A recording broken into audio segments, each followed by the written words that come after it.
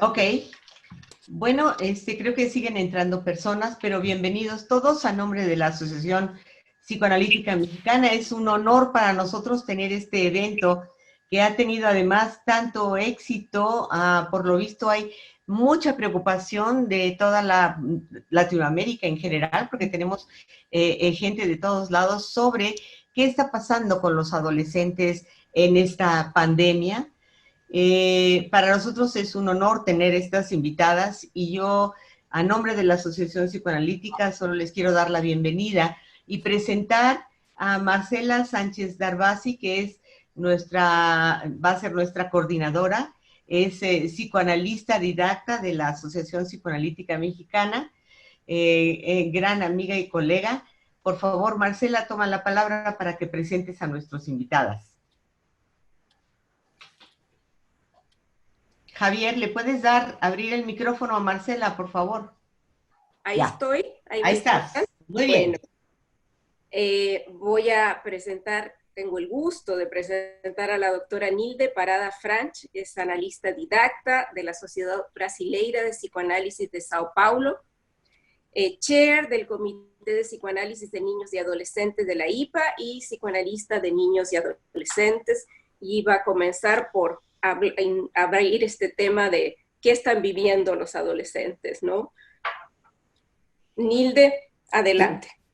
Buenos dias a todos. Estou muito contente de estar aqui com minhas grandes amigas, Alicia e Noemi Polanco, e também Marcela e Mônica Zac.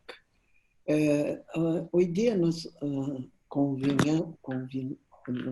combinamos falar sobre a adolescência. Falar sobre a adolescência, na verdade, é ser corte en el desarrollo de un ser humano, porque realmente todo empieza en la primerísima infancia.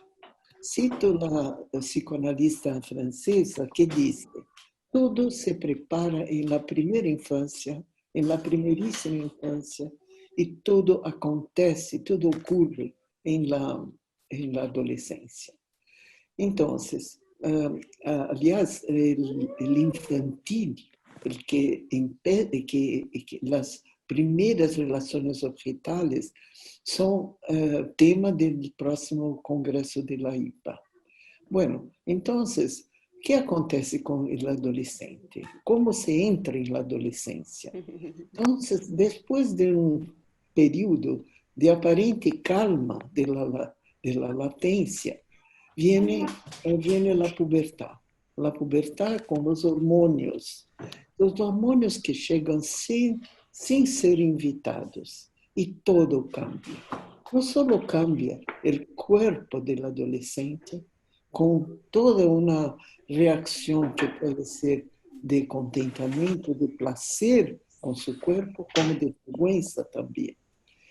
Pero hay consecuencias en eso, porque con los hormonios en circulación se despierta la sexualidad, las fantasías, la curiosidad, y eso tiene como consecuencia también la necesidad de se distanciar de sus padres, de quedar un poco distanciado de ellos, porque las excitaciones sexuales son sentidas como algo muy peligroso. Sí. Y además del distanciamiento, lo que ocurre es que hay también una mayor discriminación y una mayor percepción de una incoherencia de los padres. Entonces perciben, por ejemplo, que los padres dicen una cosa y hacen otra. Perciben también que saben muy poco de casi nada, al mismo tiempo en que el adolescente está dominando varias técnicas aprendidas de lectura, de los cálculos y principalmente del dominio de la Internet y los electrónicos. Entonces se sienten un poco omnipotentes y que saben más do que sus padres. y hay una depreciación de los padres. Dile un pequeño minutito que no te escuchan, que por favor todo el mundo cierre sus micrófonos, cierren los micrófonos, por favor, y si Nilde puede subir un poquito la voz. Sí. Y las preguntas son todas vía chat. Sí. Y, bueno, perdón la interrupción. Sí, es importante percibir que en esta fase el adolescente tiene, es muy importante para él se distanciar y comienza a depreciar sus padres también, o que es muy difícil para para los padres y para los adolescentes también. Bueno, entonces hay una cierta depreciación y también una desconfianza. Y con eso, todo que estaba organizado en relación a omnipotencia de los padres, a idealización de los padres, cae por tierra. ¿Sí? Y hay un periodo muy difícil que Meltzer compara la adolescencia con la viaje de la arca de Noé y que tiene que enfrentar el diluvio.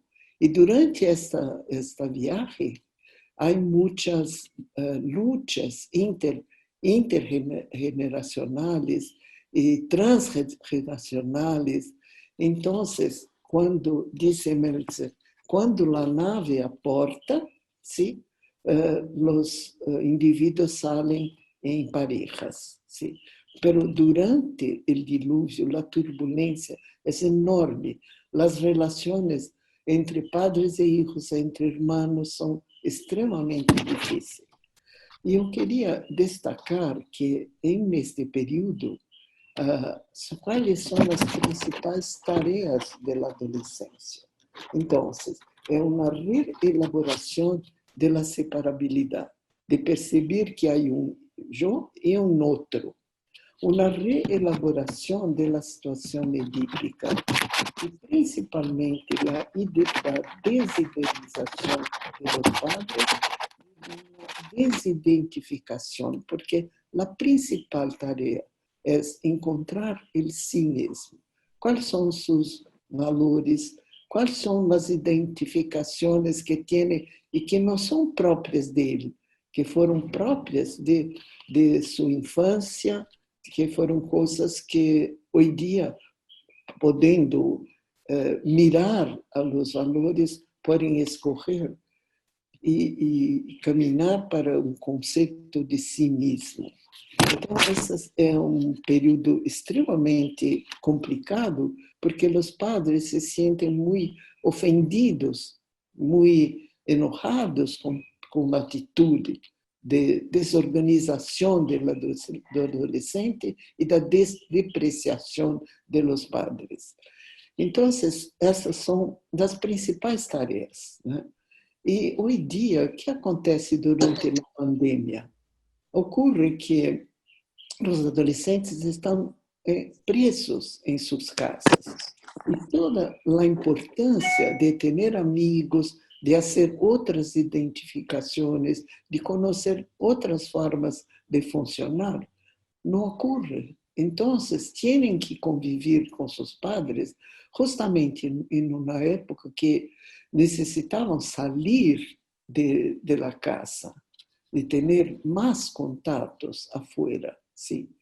E outra coisa que eu percebo em los adolescentes, tenho um paciente que está muito angustiado porque que será dele no futuro?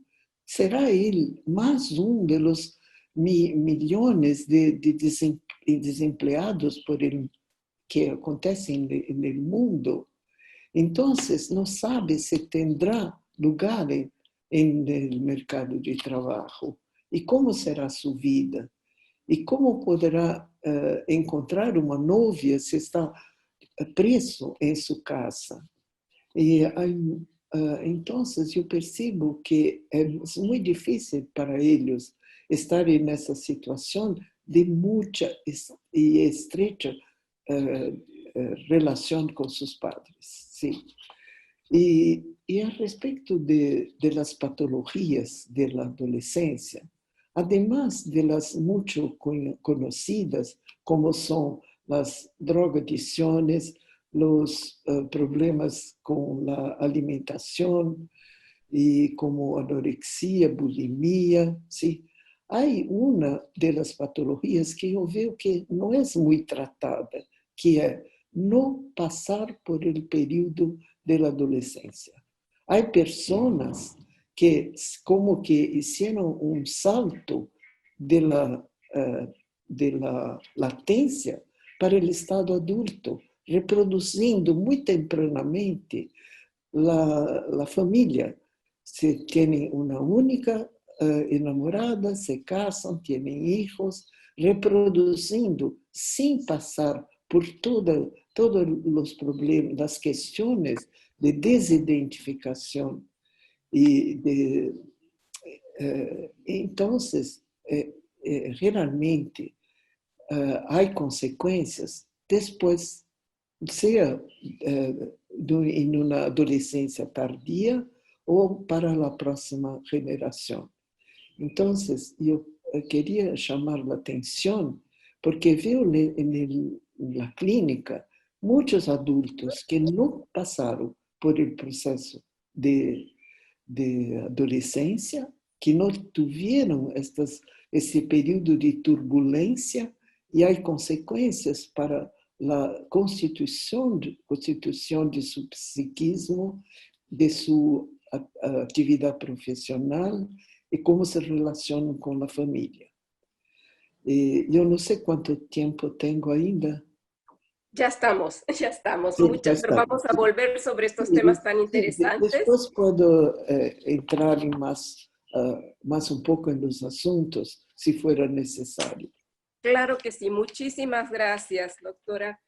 Vamos a continuar con la doctora Noemí Polanco, que es psicoanalista didacta de la Asociación Psicoanalítica Mexicana y especialista en psicoanálisis de niños y adolescentes. Noemí, no te veo aquí, pero te cedo la palabra. Hola, ¿los demás me escuchan y me ven? Sí, ¿verdad? Hola, doctora. ¿Puede Sí. bajar un poquito su cámara? Es que no la vemos muy bien. ¿Ahora ya mejor? Perfecto, doctora. Muchas gracias. Ok. Bueno, es un gusto para mí estar ahora con todos ustedes. Yo voy a hablarles también de los desafíos que tienen que ver con el trabajo con adolescentes. Empezaré por abordar el tema de la pandemia. La pandemia, o sea, el COVID-19 es algo que nos ha llegado por sorpresa. Es un virus que invisible, global, que también ha dislocado la vida social, lo económico y los sistemas de salud en el mundo, porque nadie sabe cómo seguirá y a dónde terminará. Bueno, ya entrando en el tema de la adolescencia, voy a retomar el concepto de Dolto de adolescencia, en donde ella explica que es un periodo de cambios, pero también es un momento de fuerza, de esperanza, de vida, donde y afirma que no hay adolescentes que no atraviesen su proceso adolescente con sufrimientos, pero también rescata la posibilidad de que ellos, y de hecho así es, también tienen alegrías intensas. Bueno, entonces, como decía hace un momento, un proceso adolescente, el tránsito se da con cambios y transformaciones. Yo quisiera hablarles un poquito de los cambios y transformaciones. Bueno, entonces, en estas condiciones les cuesta trabajo a ellos dejarlo conocido, pero también insisten y trabajan intrapsíquicamente para entrar a lo nuevo y pujan por hacerlo, como también pujan por ir elaborando todo lo que tiene que ver con lo anterior. De esta manera, ellos pueden ir todo lo infantil se va complejizando y reorganizando desde una nueva perspectiva, al punto que en un momento pueden transitar el cambio y también el abandono a lo anterior y las resignificaciones que puedan haber. Entonces, por ejemplo, tareas como las relaciones con los padres, la identidad o el cambio del cuerpo infantil, sufren cambios y también ellos tienen que hacer todo este trabajo intrapsíquico con el abandono de estos aspectos, pero siempre entonces se van incorporando a hacer transformaciones a tal punto que ellos pueden abandonar o cesar o replantearse la posibilidad de seguir haciendo cambios, y de tal manera que puede ser que ellos abandonen modos de ser diferentes, que puedan abandonar también formas de satisfacción que tenían, o también abandonar el mismo cuerpo infantil e incorporarse y seguir haciendo cuerpos hasta que tienen una imagen corporal diferente por todo el desarrollo. Entonces vemos así como los adolescentes llevan un trabajo intrapsíquico intenso de cambios y transformaciones. Pero en este momento de la pandemia, no solamente tienen que hacer este trabajo arduo, lento y meticuloso, sino que también tienen que resolver la problemática de la vida real que tiene que ver con el COVID. Así, ellos están sometidos en estos momentos a situaciones de incertidumbre, ¿sí? De lo que decía Nilde hace un momento, de que no saben qué va a pasar en el futuro, en virtud de que no saben qué va a pasar con el virus, si se va a poder controlar, habrá vacuna, habrá tratamiento, es decir, todo esto los hace entrar en una situación no solamente de incertidumbre, sino que lo viven como algo intolerable y difícil de tratar, ¿no? Creo que si a ellos les sumamos que han perdido, por ejemplo, intimidad, de que ya no pueden conectarse con el claustro porque no pueden salir, esto hace que produzca mucho enojo y malestar en ellos. Lo mismo que pasar 24/7 momentos con los padres y la familia cuando a lo mejor quisieran hacer otra cosa. Bueno, todo este panorama hace que ellos, a propósito del COVID-19 y todo su proceso de cambio adolescente, transiten a través de una especie de cuerda floja donde están llenos de riesgos, y obviamente toda esta realidad impacta al trabajo o a la praxis psicoanalítica que tenemos con adolescentes y hace que tengamos que resolver una serie de desafíos. El primer desafío con que yo me encontré en mi trabajo con ellos es que me di cuenta que yo había sido formada para atender a adolescentes de manera presencial, y resulta que con el confinamiento a propósito del COVID tenía que hacer algo. Rápidamente emigré al trabajo online y a la videoconferencia para entonces intentar resolver esta problemática que tenía enfrente. Ese fue mi primer desafío. El segundo desafío fue incorporarme a la mayoría de las tecnología para poder ajustar el encuadre. El tercer desafío tuvo que ver, y creo que fue el más importante, poder convencer a los adolescentes de esta nueva modalidad de trabajo, ¿sí? O sea, el trabajo a distancia. Obviamente que fue difícil, y no porque ellos no manejaran la tecnología, sino porque las resistencias al cambio surgieron inmediatamente. Aquí hice una observación clínica que puede ser interesante.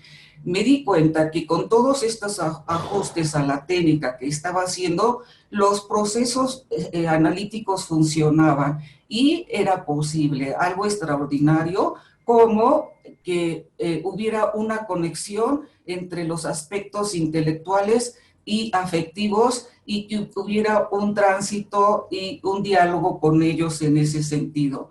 También percibí que no solamente estaban al pendiente del trabajo con lo que estaba en relación con el mundo externo, sino que también estaban, que les dijera, en un trabajo intenso con el mundo interno, que es algo esencial para el trabajo analítico con ellos.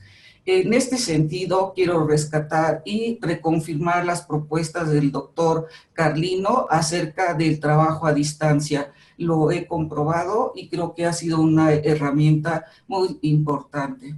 El tercer desafío creo que tiene que ver con los adolescentes, en virtud del doble trabajo que tienen que llevar en estos momentos, como les decía, de resolver todo lo que tiene que ver con las vicisitudes de su desarrollo y de su proceso, y a la vez tener que enfrentarse a las angustias que puedan aparecer en un momento dado. Creo que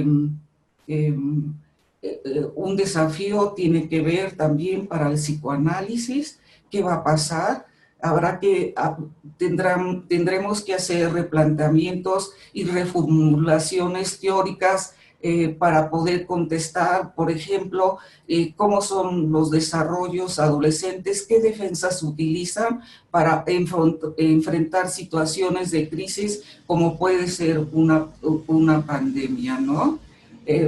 Creo que son desafíos que sobre la marcha vamos resolviendo y que es posible continuar haciendo un trabajo a distancia con los adolescentes y con buenos resultados.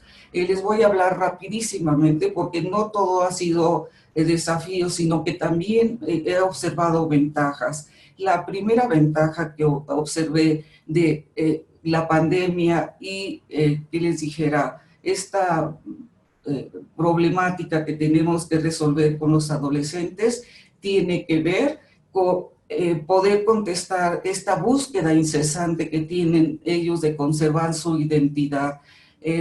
Creo que es posible preservarla y hacer un espacio, una analista siempre hacemos ese espacio para poder resolverla. Y también fue una ventaja, una vez implementada la técnica, darme cuenta de que no solamente podía observar los adolescentes de manera diferente, sino a través de una pantalla y así poderlos seguir en los, ¿qué les dijera?, lugares más insólitos como podría ser la azotea de su casa o a lo mejor encerrados en un closet, todo esto para preservar la intimidad.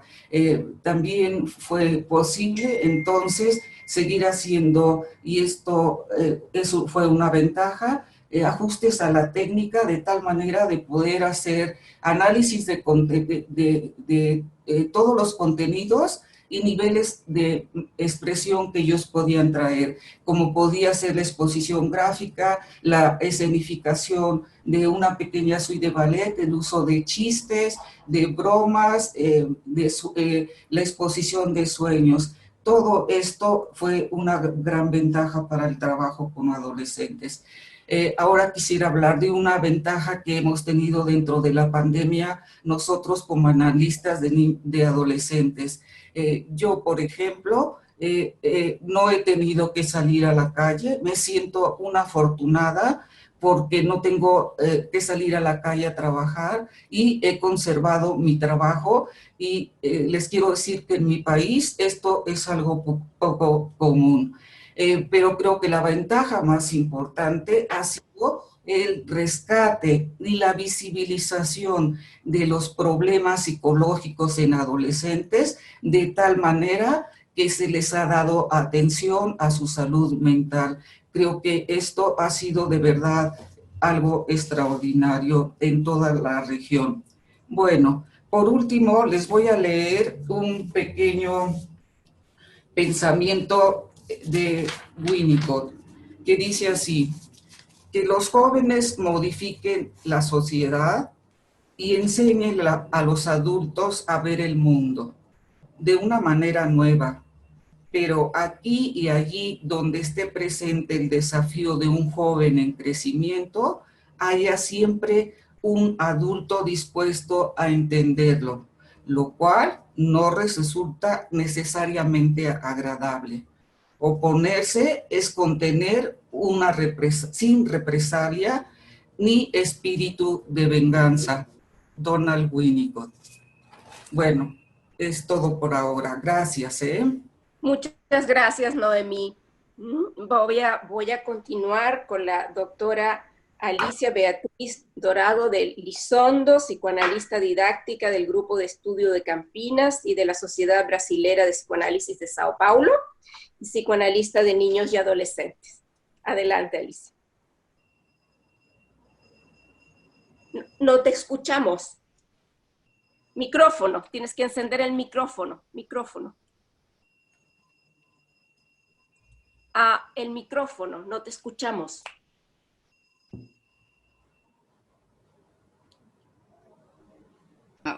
Ahora sí.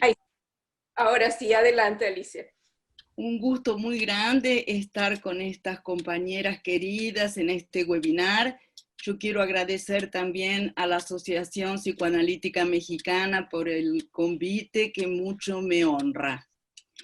Entonces, quisiera complementar las dos exposiciones excelentes de mis colegas, mostrando una obra de Rodin, donde siempre los artistas son capaces de captar la esencia de lo humano, a veces antes que los psicoanalistas. Yo quisiera comenzar diciendo que en la etimología de la palabra adolescente está tanto la posibilidad de, no, el anterior por favor, la posibilidad de crecer como la posibilidad también de enfermarse, de adoecer, ¿eh? Y en esta obra magnífica nos coloca Rodin la imagen del centauro. En la mitología griega, el centauro es un personaje que tiene en la parte superior, digamos con Meltzer, las regiones nobles, la parte humana, y en la parte inferior es un caballo, con lo cual muestra toda la parte instintual, impulsiva del ser humano. Y creo que el centauro representa muy bien la imagen del adolescente, que por esa tormenta hormonal tiene un cuerpo que crece, pero que esa mente no puede contener todavía ese cuerpo y exige un enorme proceso de elaboración. Por eso el adolescente tiene dificultades con su imagen corporal. Los padres dicen, ya no tiene ropa, ya no tiene zapato, ¿hasta cuándo va a crecer este chico? ¿Cuánto que va a crecer?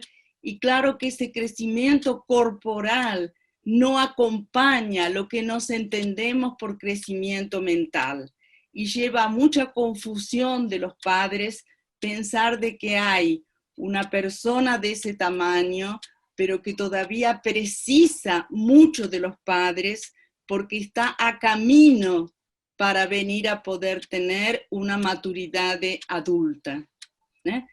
Un problema que tenemos en nuestra época postmoderna es que algunos no viven la adolescencia, como dice Nilde, y otros son eternamente adolescentes, ¿eh? Casan, van a la casa de los padres, juegan de casita en la casa de los padres, tienen hijos, y es una situación muchas veces extremadamente que se presta a muchas confusiones de quién es quién en esa complejidad. Ahora sí, el próximo, por favor. En este aquí, nosotros vemos también a Rodin, donde coloca el hombre que cae. ¿Por qué que yo coloqué esto? Porque una de las cuestiones de la adolescencia y el crecimiento de los hijos es que marcan también el proceso de envejecimiento en los padres, que muchas veces se puede vivir como una caída y no como otro momento de la vida. El padre está en la crisis de la mitad de la vida, se encuentra que muchas cartas ya han sido dadas. Esto no quiere decir que no tenga muchas otras todavía por jugar en el juego de la vida. Entonces, en cuanto el hijo está con un horizonte verde de posibilidades a su frente, de sueños, de proyectos, el padre puede sentir, sea en la mujer el climaterio o el padre el proceso de envejecimiento, como si fuese una tremenda caída en la vida. Y además está toda la fuerza de la sexualidad vibrante en el adolescente y todo lo que el padre puede sentir como decadencia. Pasamos, por favor, al próximo. Este es un típico triángulo que nos tal vez tengamos que reformular teóricamente en un futuro. Por eso que hoy hablamos de funciones parentales y no de mamá o de papá. Pero lo que quisiera mostrar es que es fundamental entender que los padres están en un nivel y el hijo está en otro nivel.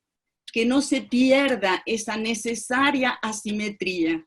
Para que el hijo pueda vivir el proceso adolescente, precisa confrontar, precisa oponer a una figura que es la figura paternal, que está cumpliendo su función suficientemente buena porque no hay padres perfectos. Entonces hay que tratar también de poder trabajar con esa exigencia del ideal. Esto es fundamental para poder colocar normas que sean tan claras cuanto es posible y que sean sustentadas, porque de lo contrario los padres no cumplen su función de la necesaria colocación de límites. Y claro que cada familia tiene su cultura, tiene su historia y tiene su forma de colocar límites y a qué se coloca límites. Pasamos al próximo.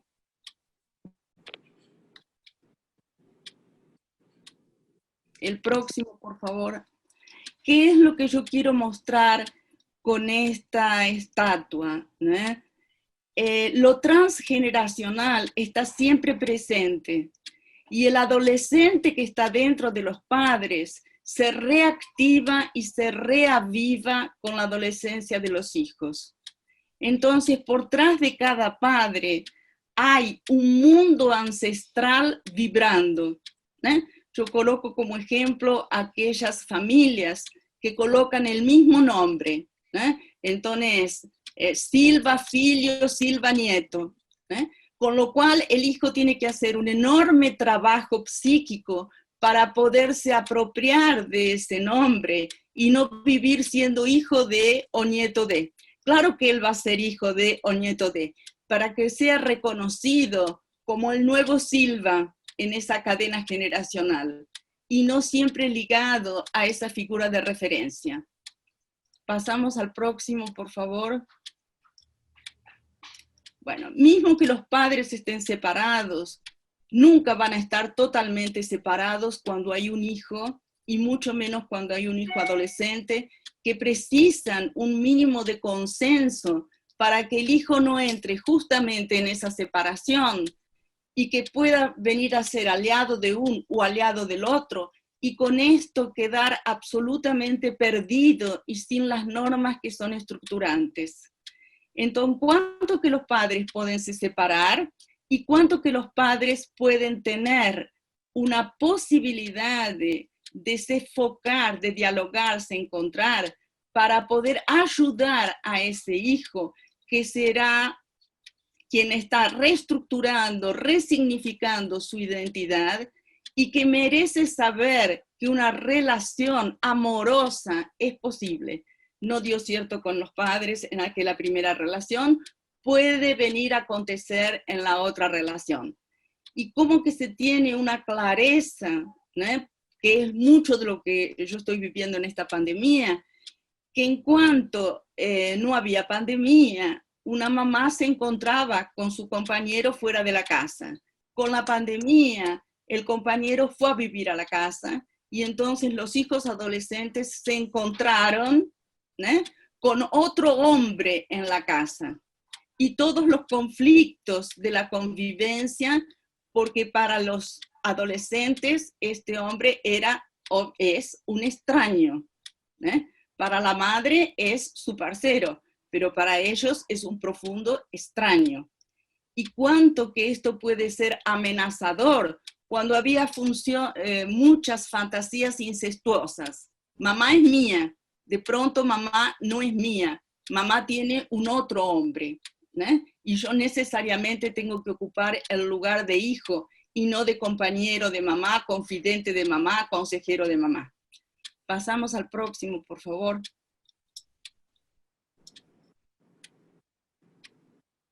El próximo Power. Aquí. Ustedes vean, este es un cuadro maravilloso de Frida Kahlo.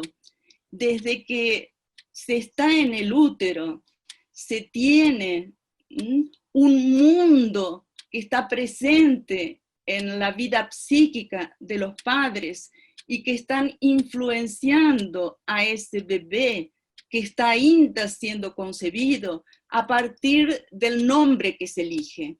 El nombre plasma el mundo imaginario de los padres con un proyecto identificatorio, como nos dice Piera Olinier. No es lo mismo en Brasil llamarse Vinicius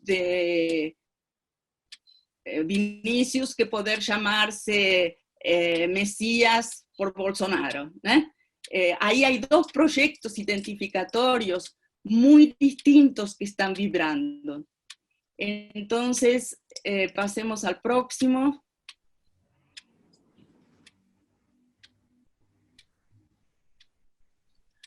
La transmisión psíquica, entre las generaciones tiene un pivot que es la identificación.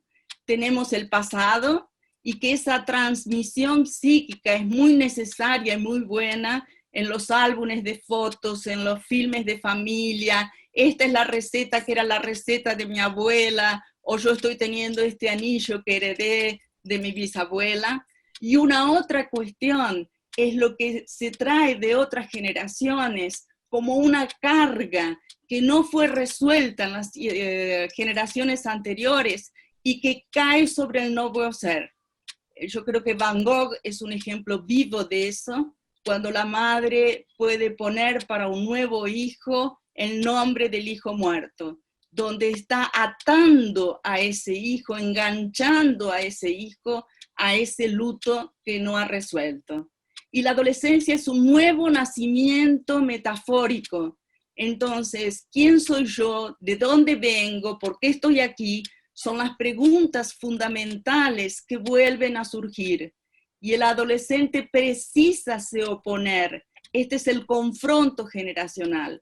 Esto no significa una guerra, un terreno minado. Significa la propia posibilidad de se oponer y de cuestionar, de querer un mundo mejor, de querer mudar el mundo. Y en este sentido, ojalá que todos podamos tener siempre viva una función adolescente dentro de nosotros y que se pueda integrar con la parte adulta. No por acaso, lamentablemente en América Latina, los jóvenes han sido carne de cañón.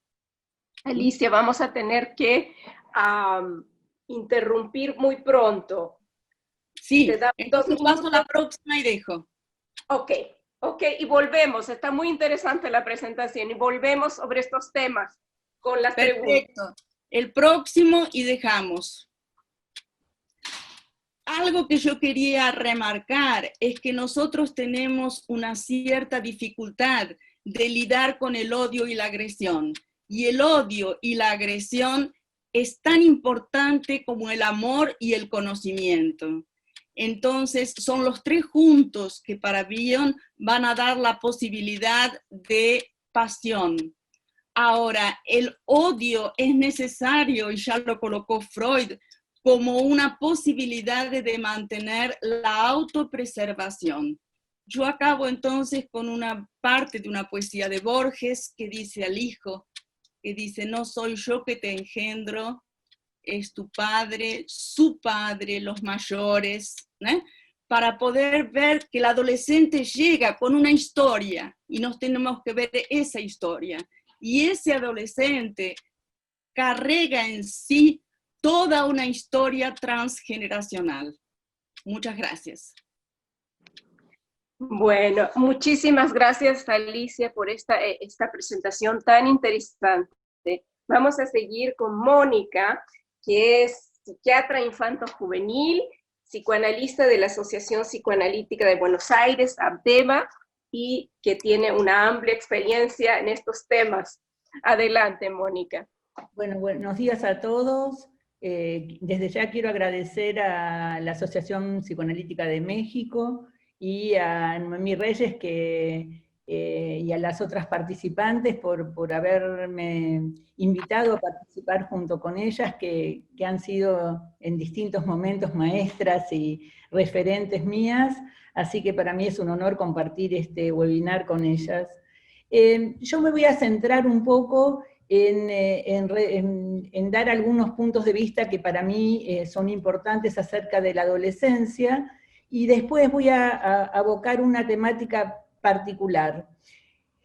¿Cómo podríamos definir a la adolescencia? Bueno, todos sabemos que el diccionario dice que es la etapa que va de la vida de los seres humanos, que va desde la niñez y la pubertad hasta la adultez. Ahora, siempre está relacionada con los cambios que se dan a nivel físico.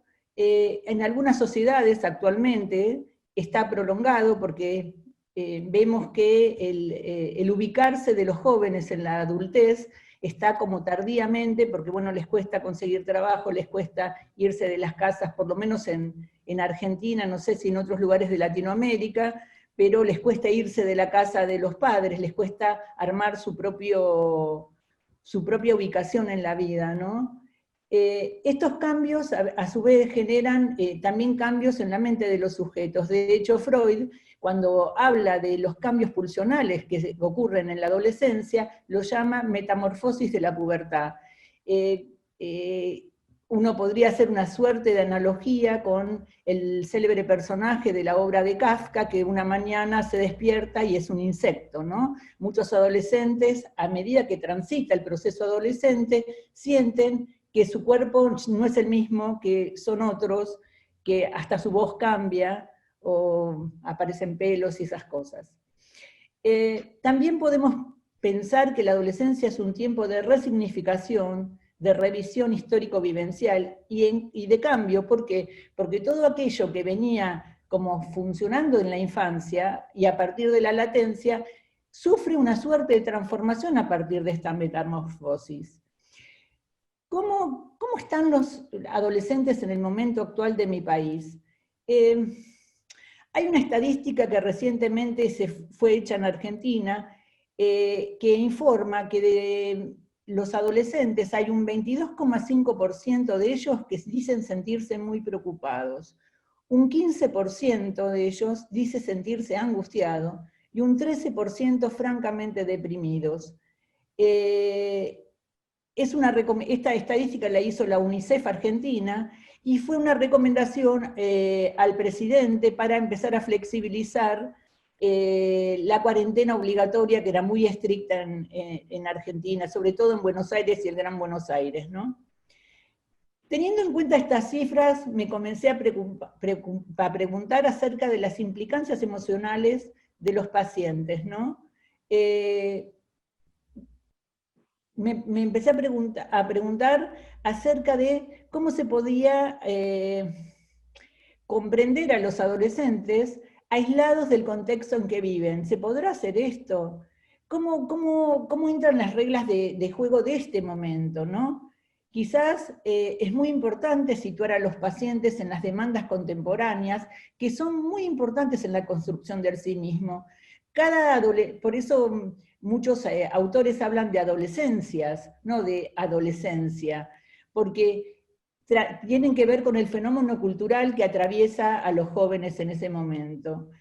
Todos sabemos la importancia de la existencia de otro ser humano para humanizar al niño y también al adolescente. Es muy importante que podamos tener en cuenta que los vínculos son muy importantes en la adolescencia, a pesar que el adolescente en muchos momentos trata de aislarse, de no participar en su vida familiar, etc.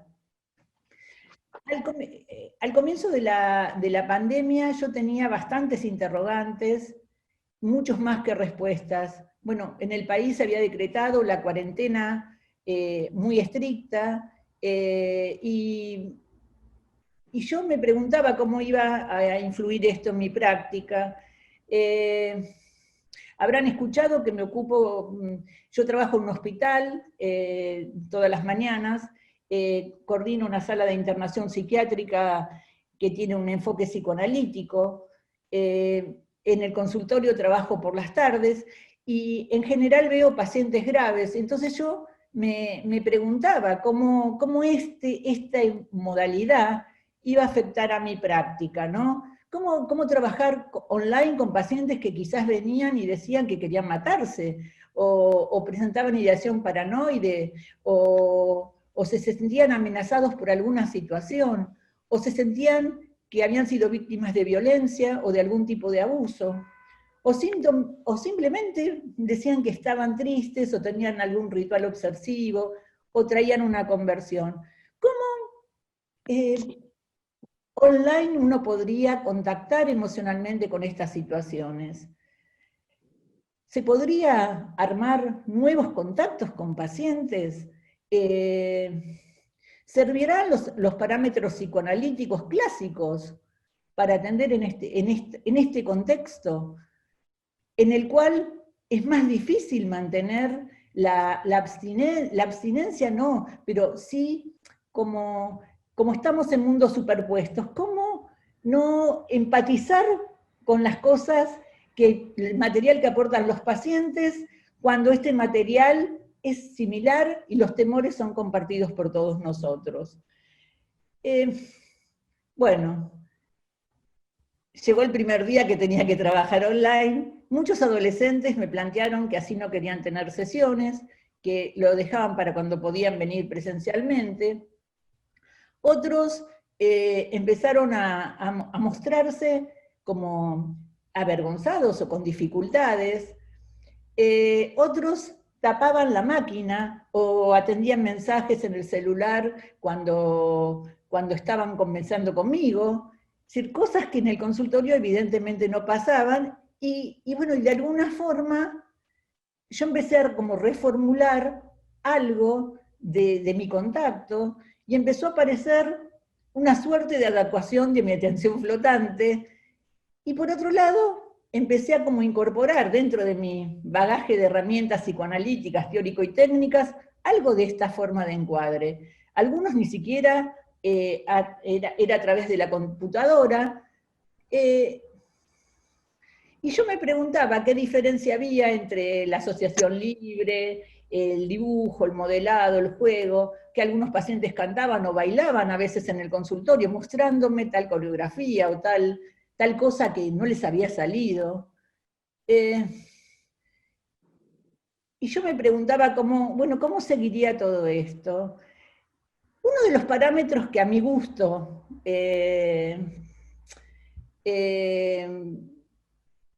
es muy significativo, que a mí me interesa en el trabajo con los pacientes, es la inclusión de los sueños y de las ensoñaciones y las fantasías. Voy a leerles un fragmento de un poema que a mí me ayudó mucho en la presentación, y el poema es de Roberto Juarós, y dice: es más difícil despertar del sueño de los ojos abiertos que del sueño de los ojos cerrados.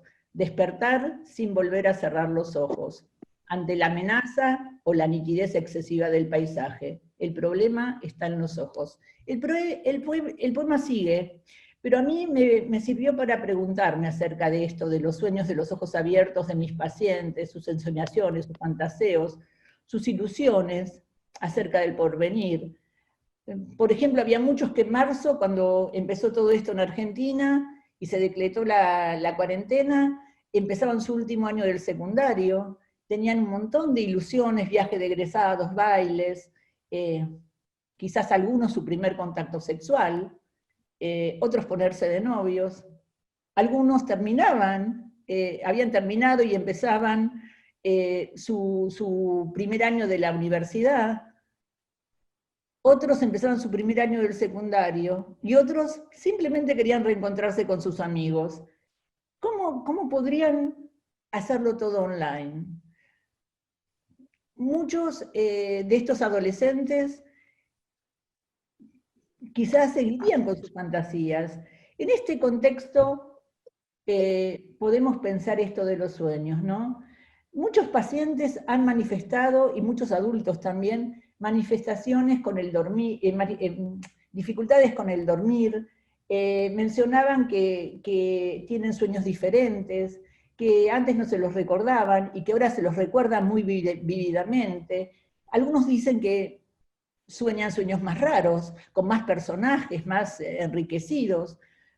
Otros referían tener pesadillas.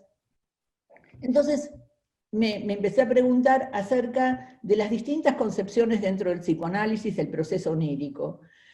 Nosotros sabemos que, bueno, que Freud denominó, es decir, hizo un exhaustivo análisis de los sueños en la interpretación de los sueños, los tomó como la vía regia de acceso al inconsciente, en la primera tópica, que a partir de que les atribuyó como un carácter transicional a la manera de síntoma entre contenidos inconscientes, censura, y contenidos manifiestos o la posibilidad de expresar alguna actividad de su vida pulsional, y es en Más allá del principio de placer cuando reformula la teoría, en donde aparecen los sueños traumáticos, los sueños de angustia, y entonces esos sueños particularmente son quizás los que a mí me interesan más, porque son los que aparecen quizás más claramente ahora, a manera de elaborativa, a manera de intento del aparato psíquico, intento de la mente de estos adolescentes de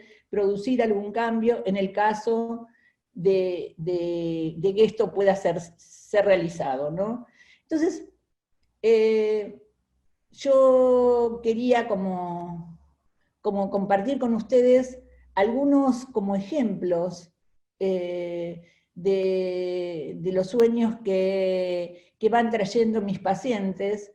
No sé cómo ando con el tiempo, pero bueno, tenía preparado algunos, así que... Te damos uno, Mónica, porque ya el tiempo se va volando. Ok, danos un sueño. Un paciente que atiendo hace muchísimo tiempo y que tiene un trastorno en su desarrollo, lo atiendo desde que tenía 8 años, viene un día, y empezó el secundario el año pasado, viene un día y me dice, Mónica, soñé que la pandemia terminaba, y yo iba al shopping con mis amigos, a ver una peli y a tomar la merienda. Estoy cansado de la pandemia, no es lo mismo reunirse por Zoom. Hace un gesto de disgusto, de displacer, se entristece. Le pregunto y dice, yo no tenía amigos, en este cole tengo, esperé las vacaciones para encontrarnos, no aguanto más, odio la pandemia.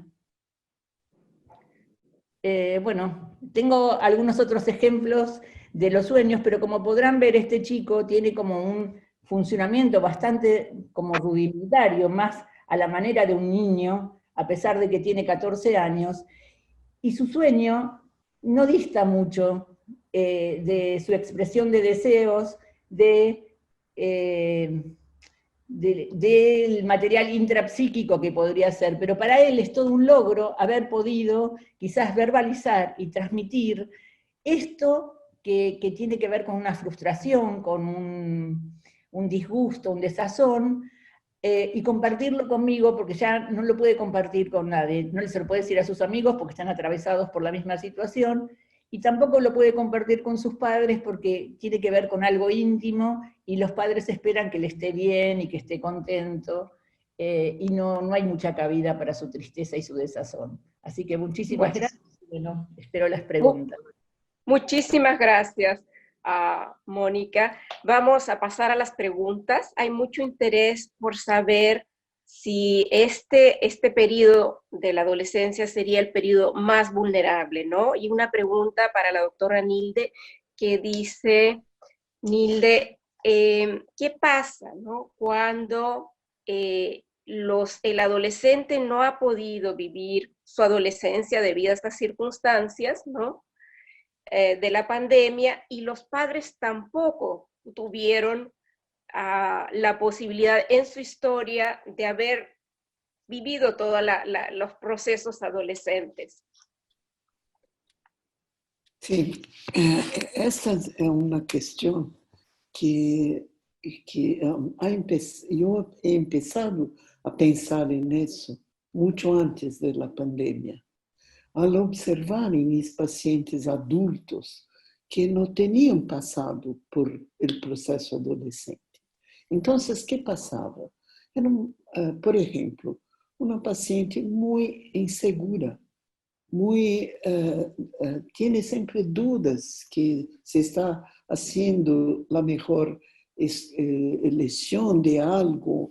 Por ejemplo, me procuró porque tenía 2 hijas y no sabía si estaba haciendo todo bueno para sus hijas. Tenía muchas inseguridades y a lo largo del análisis percebí que nunca había hecho ninguna contestación respecto a sus padres, no. Y después, hablando con ella sobre eso, me dice, no, en mi casa nadie hizo eso. Entonces, se casó muy temprano, tuvo hijos tempranos, y lo que yo percibía era que siempre necesitaba de alguien que avalizasse sus elecciones. Siempre necesitaba, por una inseguridad terrible. Bueno, y especialmente tenía que consultar a la madre o al padre sobre cualquier decisión. A pesar de ser una persona muy bien formada profesionalmente, no caminaba mucho por ahí. Siempre tenía cuestiones que no la permitían ir más para adelante. Entonces, empezamos a trabajar mucho. ¿Qué pasó? ¿Por qué no hizo el proceso? ¿Por qué no contestó? ¿Por qué no? ¿Dónde estaban? ¿Dónde salían los conflictos? ¿Dónde quedaron los conflictos? Bueno, entonces yo pienso que hay algunas cuestiones, tanto del punto de vista del ambiente externo, como de cuestiones que vienen de la primerísima infancia, que no permiten eso.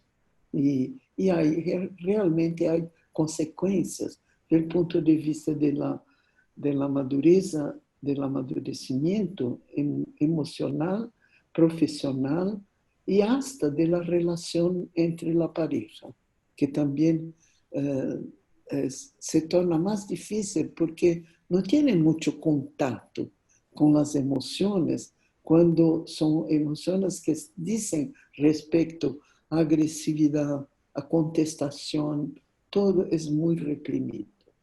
No sé si respondo la pregunta, pero me llama mucho la atención la cantidad de adultos que no hicieron el proceso. Muchas gracias, Nilde. Sin duda, lo vemos siempre en la clínica, ¿no? Que hay que validar todo el tiempo, como que tienen que encontrar su propia voz. Bueno, voy a pasar a una pregunta de la doctora Noemí. Noemí, me preguntaba qué influencia ha tenido la pandemia en el psicoanálisis de adolescentes, de acuerdo a tu práctica aquí en México. ¿Me escuchas? Sí, perfecto. Creo, voy a hablar hay muchas influencias que ha tenido la pandemia. Voy a hablar de una muy positiva y que está estrechamente relacionada con el psicoanálisis para tratar de ser más concreta y poder específicamente responder la pregunta.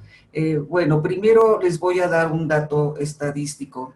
El 20 de mayo, en una conferencia en Palacio Nacional aquí en México, un vocero de UNICEF, el doctor Skug, nos dio los siguientes resultados. Cada de 6 niños y adolescentes en pobreza, en situaciones de pobreza con desnutrición, sufren a propósito de la pandemia y de estar confinados, sufren de más violencia doméstica y son objeto de maltrato y agresiones físicas y también verbales. Bueno, esto cuando lo oí me pareció escalofriante. Pensé, ¿qué pasa? ¿Qué está pasando en mi país? ¿En dónde está la atención a estos niños? ¿Cómo se va a dar? Por suerte que la pandemia, la influencia positiva que ha tenido para el psicoanálisis es que la demanda psicológica para adolescentes, voy a hablar concretamente de adolescentes, se incrementó de manera importante, de tal forma que el Estado tuvo que crear plataformas y equipos de trabajo que pudiéramos trabajar y atender de manera gratuita a estos adolescentes. Claro, también aparecieron otras plataformas de otras asociaciones y entidades particulares. ¿Cuál es la influencia que tuvo la pandemia? Por suerte, visibilizó esta necesidad de dar ayuda psicológicas a adolescentes. A lo mejor nada más en el área urbana, no lo sé, no lo puedo responder, pero entonces fue posible empezar a dar psicoterapia y atender los problemas emocionales o las situaciones traumáticas que los adolescentes traían. Me parece que en este sentido el psicoanálisis empezó a hacer un movimiento de lo particular a lo colectivo, ¿sí? Y que ahora vamos a tener que ver cómo se emparenta el psicoanálisis con lo público. Bueno, eso va a ser motivo a lo mejor de investigación para algunos, pero lo trascendental es que el psicoanálisis salió del consultorio y fue a lo público, ¿sí? O, en otras palabras, se visibilizó suficientemente la necesidad de dar ayuda y resolver la salud mental de adolescentes gracias a la pandemia. Entonces, creo que este giro del psicoanálisis de adolescentes es muy interesante porque significa moverse hacia una función social que, bueno, puede ser muy atractiva y que ojalá se siga esta práctica por acá en México. Bueno, espero haber... Muchas gracias, Noemí. Mónica, preguntan si han trabajado con la sexualidad de los adolescentes y qué pasa en el confinamiento y en este contacto tan cercano con la sexualidad de los padres. Es como que la parte incestuosa se despierta, ¿no? ¿Y qué impacto tiene eso? Bueno, yo creo que hay como distintas posibilidades de responder a esta pregunta. En mi práctica, en la práctica mía, tanto en el hospital como en el consultorio, no he visto, por ejemplo, las situaciones como las que mencionaron de una madre trayendo a su pareja a la casa. En general acá se preservó esa situación de aislamiento de prima facie. No sé en este momento, pero mis pacientes que tienen sus padres separados no han pasado estas situaciones de exposición o no velamiento de la sexualidad de los padres con respecto a los hijos. sí aparecen como mucha ansiedad, como mucha, toda esta cosa de que se llama sexting, ¿no? La exposición de fotos o el chateo con contenido sexual, con parteners de otros países. Me ha pasado que alguna situación de esas como que se transformó en una urgencia, ¿no? De padres alarmados, llamándome porque algunos de sus hijos habían subido en un chateo fotos de íntimas y que no sabían qué hacer con eso, ¿no? Si sancionarlo, si no sancionarlo. No me pasó de salidas furtivas o de traer novios a casa, eso no me pasó en mi práctica, pero me imagino que otros pacientes, no los míos, seguramente podrían hacer estas cosas, porque bueno, en la adolescencia hay también esta situación de cumplimiento, pero no tan cumplimiento, y depende del nivel de actuación de cada paciente, la posibilidad de, bueno, hacer algo medio clandestino, sin permiso. No,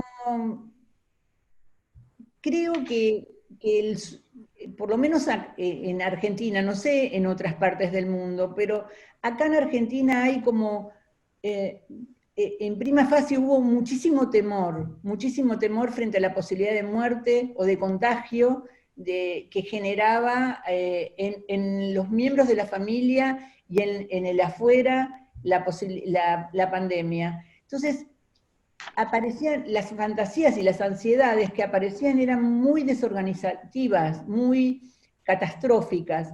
Y creo que en ese punto algo del vínculo más erótico quedaba como subvertido, ¿no? Tapado por todo esto, Recién ahora algunos pacientes empiezan a traer más claramente algo en relación a sus vínculos o en relación a su posición en cuanto a la sexualidad, a fantasear con el contacto íntimo. Aparecen más, he visto más en sueños esta situación, ¿no? Soñarse que era la sombra y estaba pegada a su ídolo o a su ídola en YouTube y aparecía siempre con esa persona en todas las escenas, o fantasear que podía ser alguien famoso como tal persona, pero no en mi práctica ese tipo de cosas, ¿no?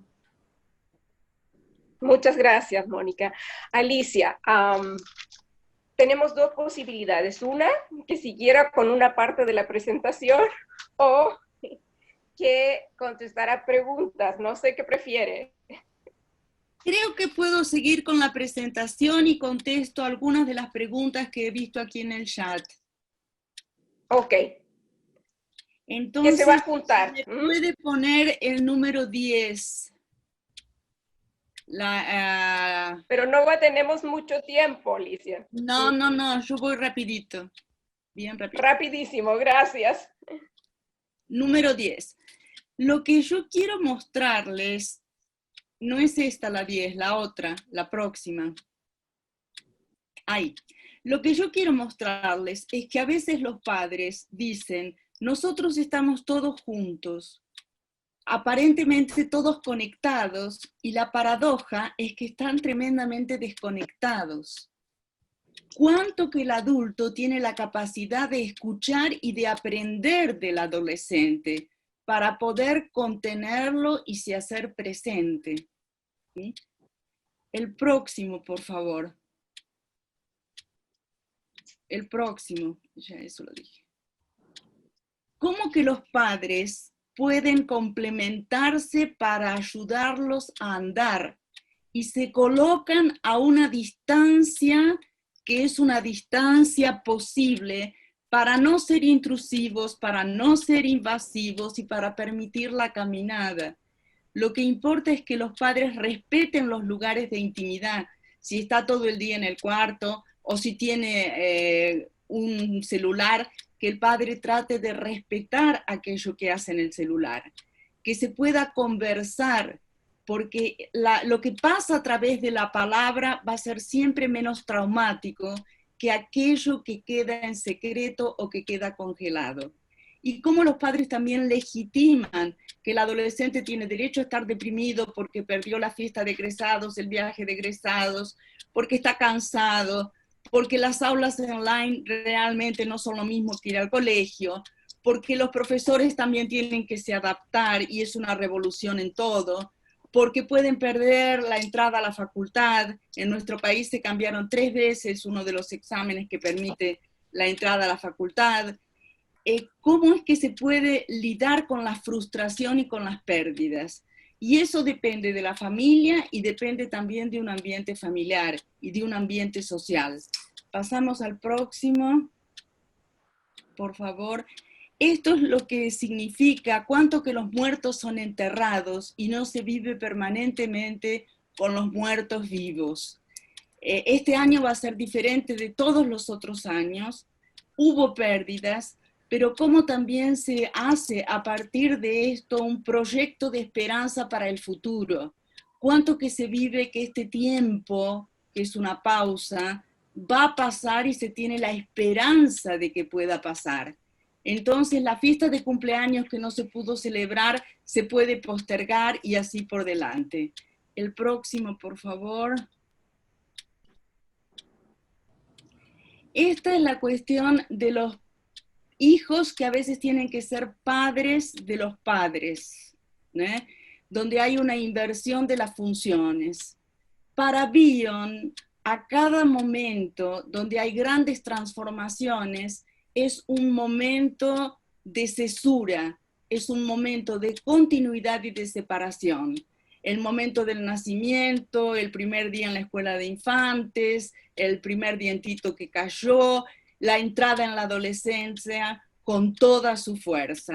Entonces, esto implica, el próximo, por favor, un momento de mudanza catastrófica, que es un trabajo de Bion del 66.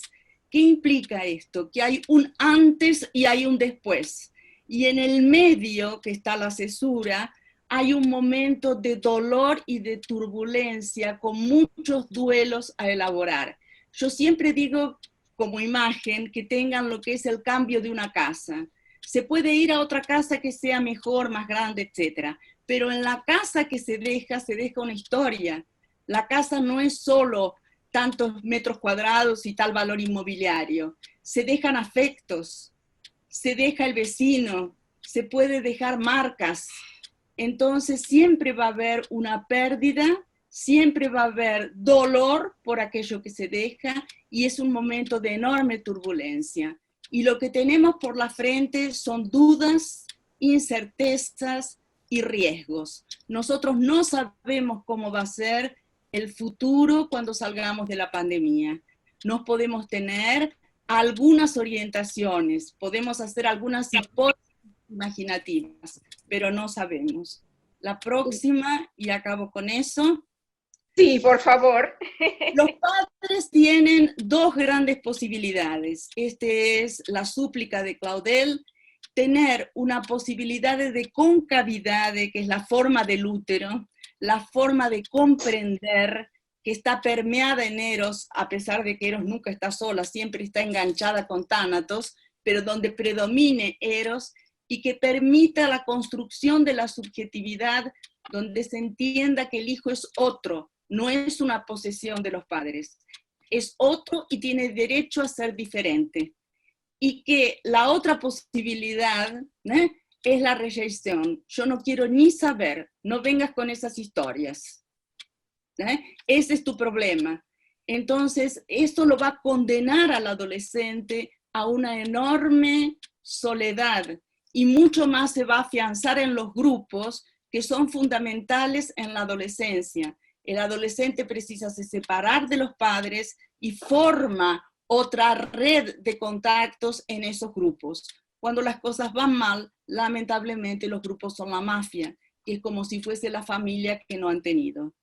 Entonces, Bueno. a la próxima, que es la parte de la poesía de Borges. Que no soy yo quien te engendra, son los muertos, mi padre, su padre y sus mayores. ¿Está? Dejamos por aquí. Está muy bonito el poema. Lo podemos dejar aquí un ratito y Alicia, te voy a tener que interrumpir con dolor, pero tenemos que volver Yo comprendo, yo comprendo. a los otros. Hay otras preguntas. Claro. Hay pregunta para Mónica, ¿no? ¿Qué se hace con los adolescentes muy angustiados con riesgo de suicidio? Mónica.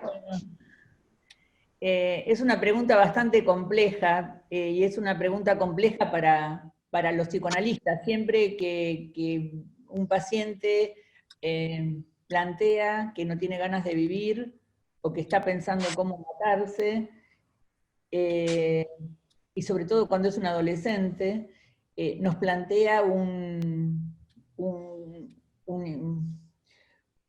algo que quizás tanto como analistas, como en el caso mío, como psiquiatras, es una situación que obliga a una acción. Si yo fuera la psicoanalista y no la psiquiatra, tendría que hacer una interconsulta o no, para que alguien evalúe esas ansiedades y para que vea en este momento, salvo, por lo menos en Argentina, salvo los lugares puntuales hospitalarios que tienen guardias, y algunas emergencias, no hay quien pueda evaluar presencialmente a un paciente.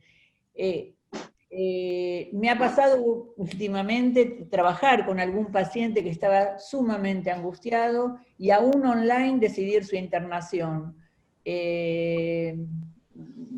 Trabajando junto con la psiquiatra, que también la veía la paciente online, una paciente que se estaba como desmoronando, que había empezado a partir de la pandemia, a estar sumamente ansiosa y sumamente angustiada, con fantasías de despersonalización y con fantasías así muy de ansiedades psicóticas. Había empezado a tener ideas de muerte en relación a su vivencia de que ella no era ella, y soñándose otra persona, justamente a partir de esto de los sueños, ¿no? Soñándose otra persona totalmente distinta de ella, pero no una persona como ella querría ser, sino una persona distinta que le generaba muchísima más ansiedad y muchísima más angustia, y ganas de no moverse de la cama, de una situación de mucho aislamiento, y bueno, junto con la psiquiatra que la atendía, fuimos como viendo y acompañándola en el proceso que estaba haciendo. A veces estas situaciones, ¿no? Estas situaciones que se nos plantean en el consultorio, obligan a tomar como decisiones o a hacer interconsultas. En este caso yo la tuve que hacer. En otros momentos uno se pregunta acerca de los alcances de esta situación, de la ansiedad o de las ideas de muerte. ¿Qué representan esas ideas de muerte? ¿Y cuál es el riesgo? Si se puede contar con la familia como para que contengan al paciente, que puedan, quizás el hecho de que ahora están muchas familias en cuarentena ayuda a que las familias puedan contener a los miembros que quizás no están en un buen momento, ¿no?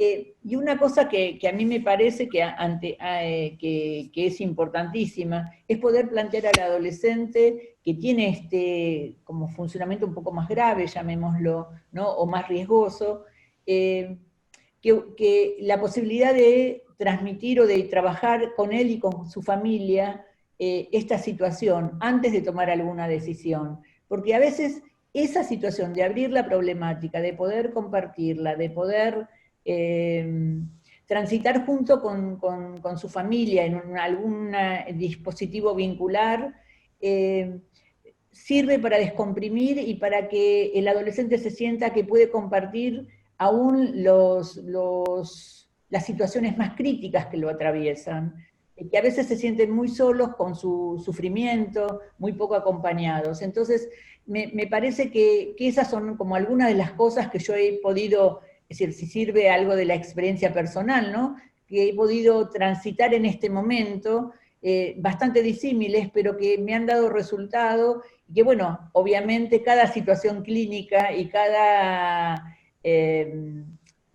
paciente son diferentes y generan diferentes como respuestas, ¿no? Porque bueno, todos los pacientes tienen distintos aparatos psíquicos, provienen de distintas familias, pero me parece que el hecho de poder abrir como la posibilidad del encuentro, tomar la situación con cierta seriedad, con una ética, me parece que ayuda, aún sea por medio digital, a poder como aproximarse al paciente y tomar contacto con su sufrimiento. Esto es algo nuevo que yo estoy viendo en este momento, ¿no? Que aún de manera distante, de manera remota, uno puede tomar contacto con el nivel de sufrimiento mental de los pacientes. Y me parece que eso es muy importante, y eso nos ayuda y nos orienta a poder entender cuando las patologías son más graves, ¿no? Cuando están en juego la vida o el manejo de ansiedades muy primitivas.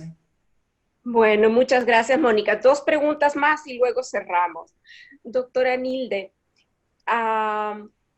¿qué piensa usted que va a ser el impacto de esta generación que vivió la pandemia, sobre esta generación de adolescentes en el futuro? ¿Qué huella les va a dejar? Sí, yo voy a tomar el ejemplo de un paciente mío que me procuró hace 2 años con un cuadro de fobia y también de somatización. Y él siempre me dice eso, que la vida está muy injusta para ellos, porque no saben qué va a pasar en el futuro. Sí. Y él teme un otro temor de él, es que após la pandemia vuelva para atrás todo que ha ganhado durante a experiência analítica, que tenha medo novamente de sair de casa, que perca todo o que ha ganhado. Porque, vean, está em sua casa com seus padres, 2 hermanos, e queda a maior parte do tempo em seu quarto, ou tendo classes na universidade, ou falando com alguns amigos, fazendo jogos com ele, e não sei, algo aqui passou. Perdão. Bueno, y entonces está muy, su fobia ahora tiene fobia de la fobia, no sabe qué va a pasar. Entonces yo pienso que estar en su casa, encerrado en su cuarto, y más una cosa, percibe también que el tratamiento de su madre es muy injusto, porque tiene que hacer todo, no tienen más nadie que los ayude en la casa. Entonces la madre tiene que trabajar, hacer todas las cosas de la casa.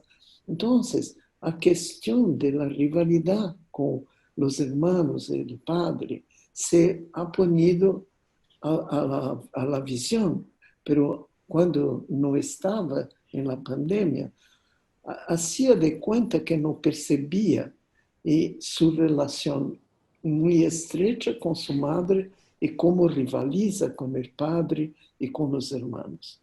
Entonces, esta situación no permite que el adolescente viva lo que tiene que vivir y cómo hace el adolescente para contestar sus padres, para confrontar sus padres, se tienen que vivir 24 horas con ellos, que depende de ellos para todo, no tiene su vida personal.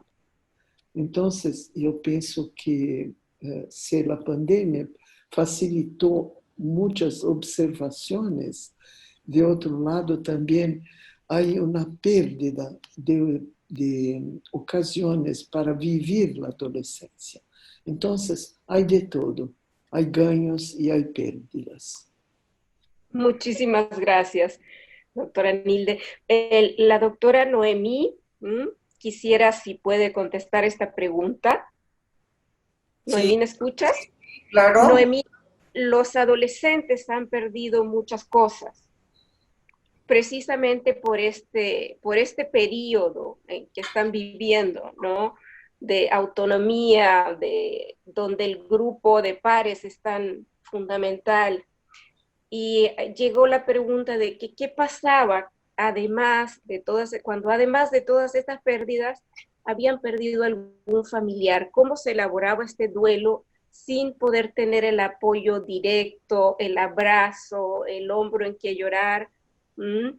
¿Cómo elaborar el duelo de alguien cercano cuando no puedes apoyarte en tu grupo? ¿Y cómo lo ves tú? Por naturaleza, el adolescente en todo este proceso atraviesa por pérdidas. Mi punto de vista muy especial es que no todo es pérdida para ellos, sino que más bien hay un trabajo muy efectivo de fuerza y de movimiento justamente para hacer cambios y también transformaciones. Pero las pérdidas importantes que tienen ellos, por ejemplo, tiene que ver con la pérdida de la relación con los padres, la pérdida de estar durante la infancia acoplados a ellos y ahora hacer un movimiento de independencia. Este es un momento muy doloroso casi para cualquier adolescente. Otra pérdida central para ellos tiene que ver con el abandono del cuerpo infantil y toda la transformación que puede darse y llevar a cabo. Esto creo que es una de las pérdidas más formidables que los adolescentes tienen que atravesar, pero finalmente la resuelven. ¿Por qué?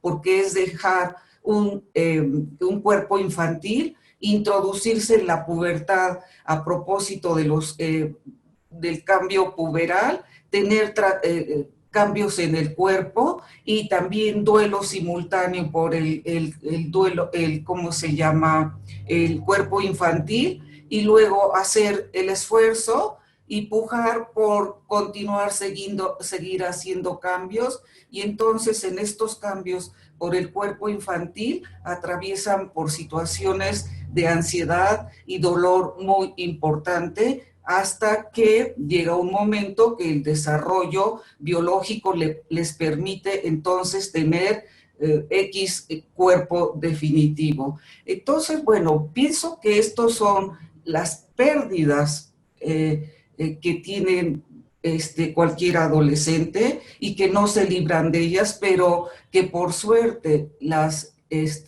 superan y logran transformarlas.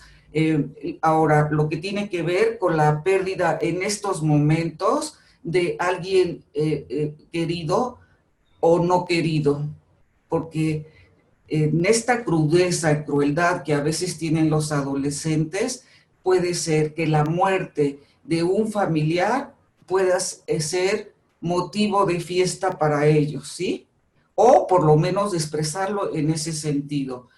Y si es una persona muy querida, como puede ser un abuelo, entonces atraviesan por una situación de duelo intensa en donde tú tienes razón, no pueden ser abrazados, no pueden ser contenidos, porque la pandemia nos dice que tenemos que mantener la sana distancia. Creo que entonces a veces podemos ver duelos un poco más prolongados en ese sentido, pero si un adolescente tiene la suerte de tener psicoterapia a distancia, es posible que puedan elaborar esos duelos de manera adecuada. Aquellos que no tienen esa ventaja, creo que están más expuestos entonces a mayor sufrimiento y a tener duelos que puedan llevarles más tiempo.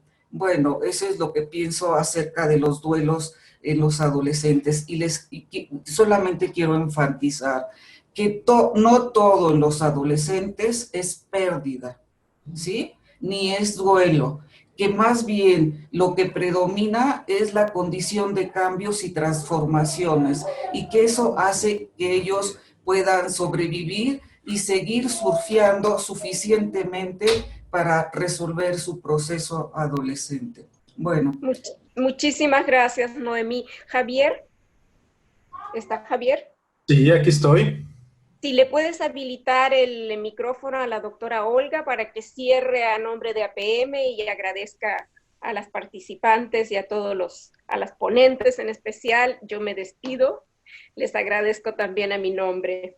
Yo quisiera, si es posible, Javier, agradecer también especialmente a todas las colegas que de manera muy entusiasta, cuando las invité y presentamos el proyecto, tuvieron una respuesta increíble, y no solamente eso, sino que han trabajado intensamente. Les agradezco muchísimo su disponibilidad por todo el apoyo, ¿sí?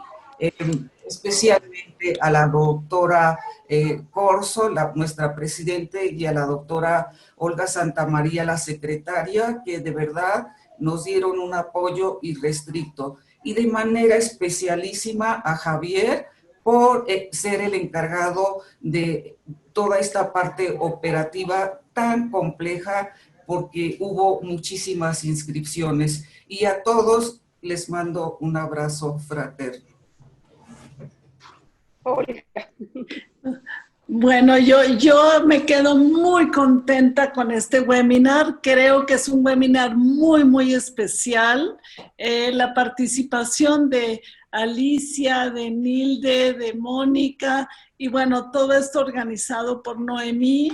De verdad que las tengo que felicitar a todas, y quisiera yo que no sea la última vez que nos reunamos. Yo creo que este webinar podría tener una segunda parte. Por lo que escucho en los chats, hay un montón de preguntas de interés que creo que sería extraordinario seguirlo. La coordinación de Marcela, te agradecemos muchísimo. Y bueno, yo creo que podemos aprovechar también de hacer un poquito de promoción con dos temas. Uno, tenemos nuestro Congreso Nacional en octubre, 22, 23 y 24, lo tenemos en la pantalla. Están todos muy invitados con el tema El porvenir y sus transformaciones, que podemos juntar un poco Freud, El porvenir de una ilusión, y Bion, Transformaciones. Y bueno, tenemos otro evento en el que participan Alicia, Nilde, Beth Coimbra y otros colegas con la película de Coco, que tiene mucho que ver con el festejo del Día de los Muertos en México, si lo recuerdan, y también con toda la parte que hablaba Alicia de lo transgeneracional, de los secretos familiares. Así que bueno, damos hoy por terminado este preciosísimo webinar. ¿Me das chance? Claro, por supuesto, les Olga, agradezco nada a más todos. sí, perdón, es que había yo quitado la imagen mientras me bebía mi café. Ah, perdón, no te veíamos. No, es que quité la imagen para no estar así. Pero quería darle las gracias a todos los que estuvieron aquí presentes, y por supuesto a nuestras invitadas. Esperamos que sigamos trabajando juntas para muchas cosas, porque creo que el pensamiento latinoamericano lo tenemos que compartir. Es algo que tenemos tantas cosas en común, que seguramente esto que viene a resultas del el Día de Muertos en México, de la película Coco, en donde van a participar varias de ustedes, va a ser muy, muy valioso para todos. Y bueno, bienvenidos siempre a esta su casa. Gracias, Olga, gracias, Marcela, gracias a Nilde, Mónica, Alicia, y bueno, por supuesto, Noemí, que anda por ahí también, que luego se me pierde entre tantas caras. Felicidades a todas y nos vemos en el próximo webinar de APM. Gracias. Muchas gracias a todos. Muchas gracias. Hasta luego.